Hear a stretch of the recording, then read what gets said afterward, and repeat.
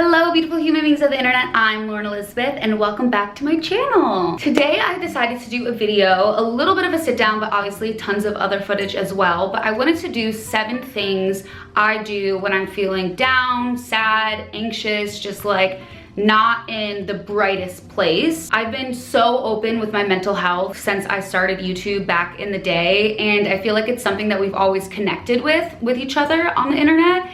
And if you guys follow me, obviously you know my anxiety and depression, all that stuff is like an everyday battle. It's always up and down. And I feel like these little things that I've kind of incorporated into my life help me manage it a lot. I was feeling super down this week, like literally had a full day just working in bed. I looked horrible. I just felt so bad. It's one of those things where if you're someone that struggles with the highs and lows, you kind of figure out tools that help you manage it and the little things that you can do to make yourself feel better to get through it. Because even if you're down, you don't want to be down all the time. You want to take some time to obviously kind of throw yourself that pity party or feel down so you can wake up and take the next day as fresh. So I decided to compile a list of the things that I like to do when I'm feeling down or anxious that have kind of helped me get back on track or make the day better and be the best version of myself that I can be on that day. Obviously, if you're feeling down, it's not like these things are going to save your life. It's the small things that you do every day that kind of add up to a bigger and better picture. In conjunction with these things, I obviously seek professional help and have a really great support system. These are just some of the easy little tricks that I've incorporated into my life that make me feel brighter and happier. So if you need help, please seek professional help because it truly has saved my life. Before we jump into all 7 things,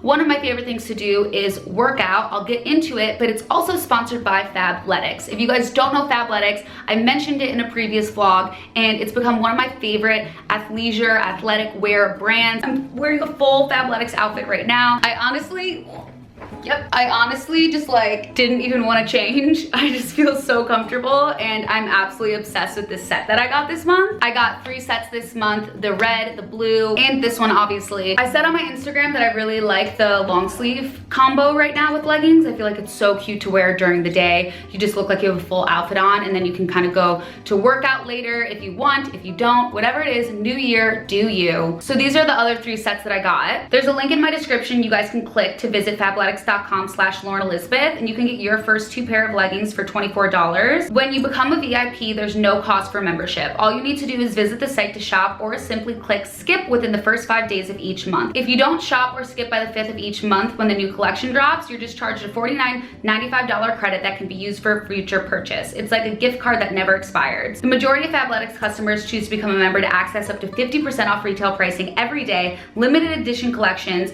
and earn points towards free gear. The 2 pairs of leggings for $24 are actually a $99 value. I was looking at the tags when I was unboxing my stuff and I was like, oh my god, wait, this is an incredible deal. You take a style quiz that's super fun and super personal that'll help you find all their stuff because they have so much stuff on their website. Things sell out fast. So if you become a VIP member, make sure you do it right now and shop before this stuff sells out. I'm absolutely obsessed with this white set. It's super affordable. Everyone loves it. So make sure you visit that link in the description box. So obviously the first thing, and this is in no particular order at all because it totally depends on what I'm going through, what you're going through. So the first thing that I do is work out. If I'm feeling really down, for me working out is like something that's actually kind of like a social release and an energy boost. The reason I like to work out when I'm feeling down is because it's a reason to get out of the house. You have human interaction with people. I go to workout classes, so it's that nice kind of feeling that I don't really have to totally socialize, but I get to at least see people, be like, hi, how are you? How are you doing? You have a teacher kind of giving you positive affirmations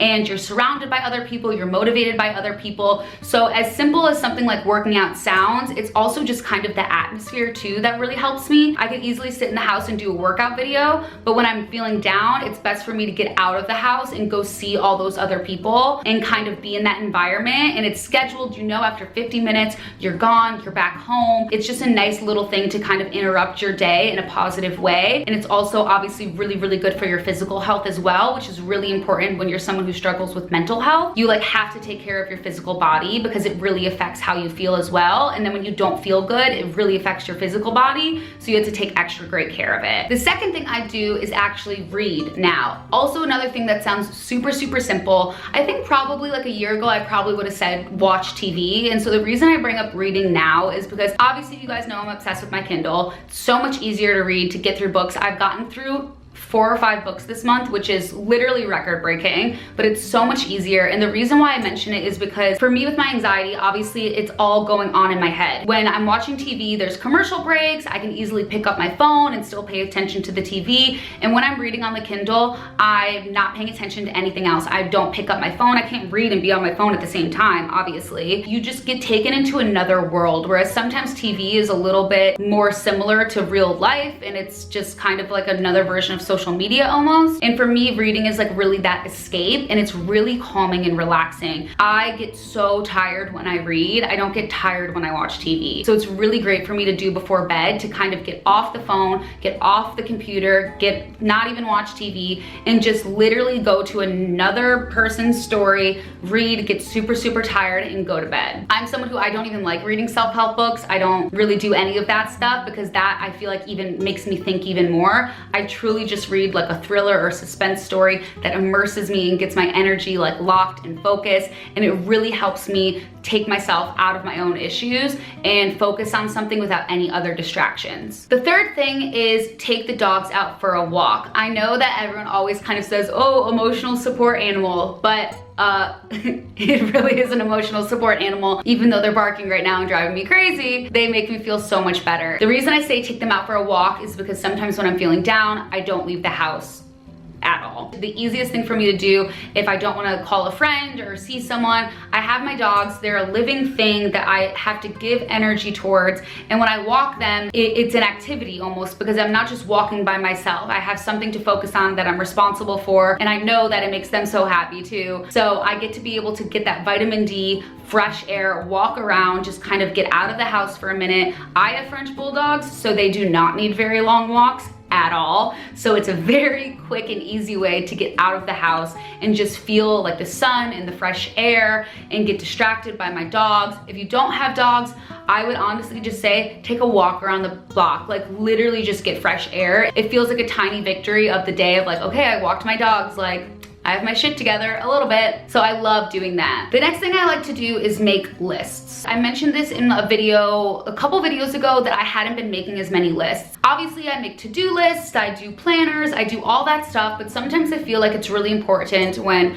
I'm struggling with something and having anxiety to actually kind of center myself and think and make a distinction between my like thoughts and feelings and logic in reality. So I've kind of come up with these like templates and guides of what I'm like feeling versus what is actually happening. So I'm like, oh, I'm anxious, I feel like the world's ending, I feel like I suck, I hate myself, whatever those horrible thoughts are that you have in your head. And then you have to think like what's actually happening. Okay, well the world's like obviously literally not ending at this very moment, up to debate, obviously. What's actually happening, like I'm anxious because of this, like what is triggering me? And so those things have really helped me kind of ground myself and get all of my thoughts out. And then when you go to reality and you look at the other side, you're like, okay, like this is clearly anxiety, or this is, you know, this is a valid point. Like maybe I do need to fix this. So when you distinguish your thoughts versus reality, it's really helpful. And then I've come up with another template that's like, what are my solutions? Because sometimes with anxiety,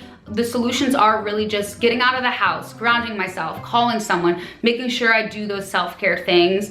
And then sometimes it's like, okay, if I'm really feeling this way, I clearly have to take action. And it's not just switching the way I think sometimes, it's switching the actions that I take. So if I'm feeling like I suck at YouTube, that's partly anxiety, but partly maybe because I need to fix something, I need to change something. So I always like to write out my thoughts and feelings, reality, and solutions. I even was feeling a little creative and I made some templates for you guys. They look like this. It's just like a little guide to kind of the way that I like to manage my thoughts and feelings. If you guys are interested in them, I'm gonna put them up on the website. You can just literally drag and drop them to your desktop, print them out, do them on your computer, your iPad, your phone, whatever it is, or you can just look at them and make your own version in your notebook. But I feel like it's really important to find realistic solutions to what's going on and really distinguish the difference between like anxiety and just stress versus reality and solutions. And for instance, when I'm having like a full meltdown, I'm not doing this list. I'm doing it the next morning. I'm making sure that I take care of myself first, let it all out, give my body rest, and then I get onto the list. Which brings me to my next point, which is actually getting rest. I think a lot of times it's so easy for people to say, don't stress, suck it up, come on, pick yourself up, get it together. You have to make sure you're actually rested and in the right headspace first. When I have like a full-blown meltdown, it's usually at night, even if it's not. If it's really, really bad, I know that I have to give my body rest. I can't just jump in to, okay, I need to work out, I need to drink my water, I need to do all this stuff. I need to decompress. I need to let my body rest. So sometimes you have to cry it all out and just literally put it to bed. I always say, let me put this to bed and I'll wake up in the morning and I'll take action. But right now I need to shut my brain off. I need to just go to sleep. I need to recharge my physical body and my brain and just take action in the morning. So I think getting enough sleep and rest really helps, or else you're gonna be even more depleted and drive yourself even crazier. And I think we're really hard on ourselves.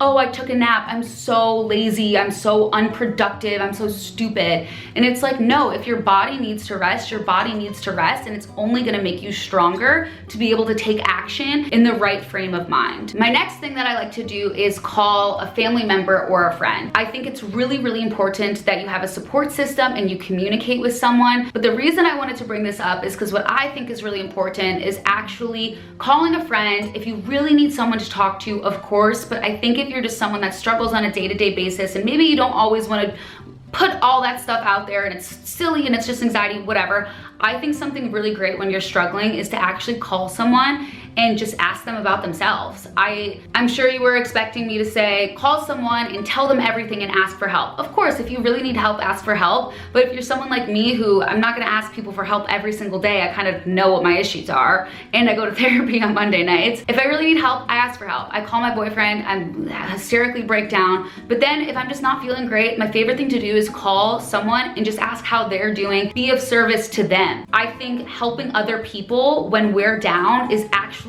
one of the most rewarding and best feelings in the world. I know it's so easy to get caught up in everything that we're feeling and then call someone and tell them everything that we're feeling, but I think it's the best feeling when you call someone when you're super down and say, how are you? Like, what's going on in your life? How was this thing? Just make it about them, help them, see if they need something. Even if you don't have anyone to call, like when you're on a walk, like, do you see anyone that needs help? Is there one little thing you can do? Can you get someone's coffee? Can you say hi? Can you smile? It goes from the littlest things to the biggest things of actually, you know, going and volunteering and being of serious service, and then the small version of like calling a friend, asking how they're doing, making it about them. I think that's such an important tip that not a lot of people mention, because it's always, okay, let me fix me.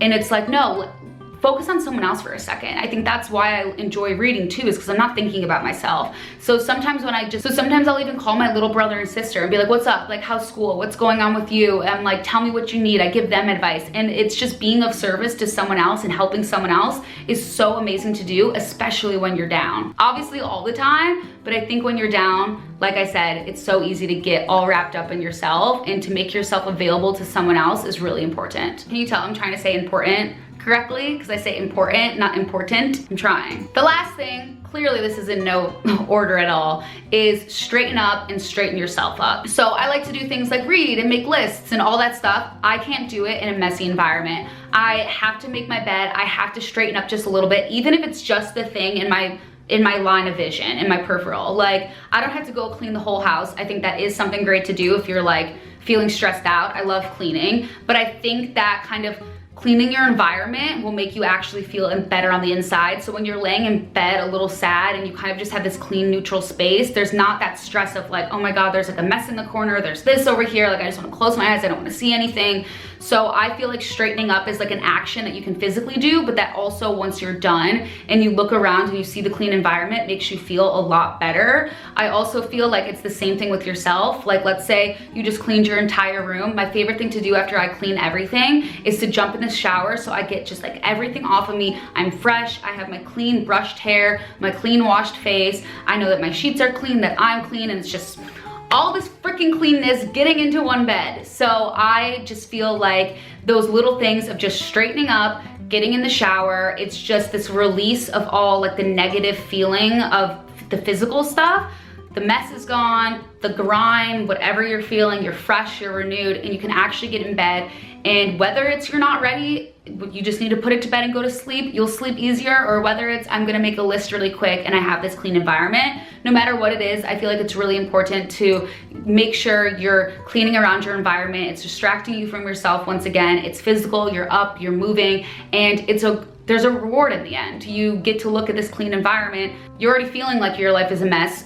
Make sure it doesn't look like your life is a mess as well, because it's only gonna make you feel worse. It's simple, but it's effective, and it's a small win, and then you get to enjoy it by laying in a clean, fresh environment, and you genuinely feel good. Obviously, it's not a total solution, but I mean, who doesn't love getting into like a fresh, clean, fresh sheets bed? I mean, it's a great, great feeling. Light a candle, get yourself a nice candle, put on your comfy clothes, just get in your fresh environment and decide what to do next. Take action. Whether it is just putting it to bed and doing action in the morning, or making a small list of actions and figuring out how to line up the rest of your week to make sure you don't let this get to you. Whether it's literally just deciding, hey, I clearly need to get help. These are all small little things that I do that keep me on track and feeling the best I can, which isn't always 100% perfect, but it's better than being absolutely miserable, disgusting, greasy hair, messy room, no vitamin D, scrolling on social media, just feeling like crap. These are the things that I like to incorporate into my life, because I'm someone that doesn't feel great all the time, and these things help me stay on track. Like I said, I didn't have a great couple days, so I know what it feels like. I'm not saying my life is great, here are things that make my life great. I'm saying my life is real, and here are some things that actually help me manage it. So I would love, love, love to know what you guys do, because I am always looking for new things to do and new things to share with you guys as well. So leave a comment down below what you like to do when you're kind of feeling down and something that helps you. Obviously, like I always say, if you need help, seek help. It doesn't make you weak. If anything, it makes you stronger, because you're taking control of your life and you're doing the hard work. I hope you guys enjoyed this type of video. I know it's a little bit different, but I felt inspired to share it with you guys, because it's a little bit of lifestyle, but a little bit of wellness and a little bit of me. So give this video a thumbs up if you actually liked it, so I know and I can do more that are similar. Don't forget to go to the description box to click on my Fabletics link, and you can get your first 2 pairs of leggings for just $24 at the link in the description box. Thank you guys so much for watching. Make sure you subscribe, and I will see you in just a few days. Follow me on Instagram for more day-to-day updates, and I'll talk to you guys later. Bye.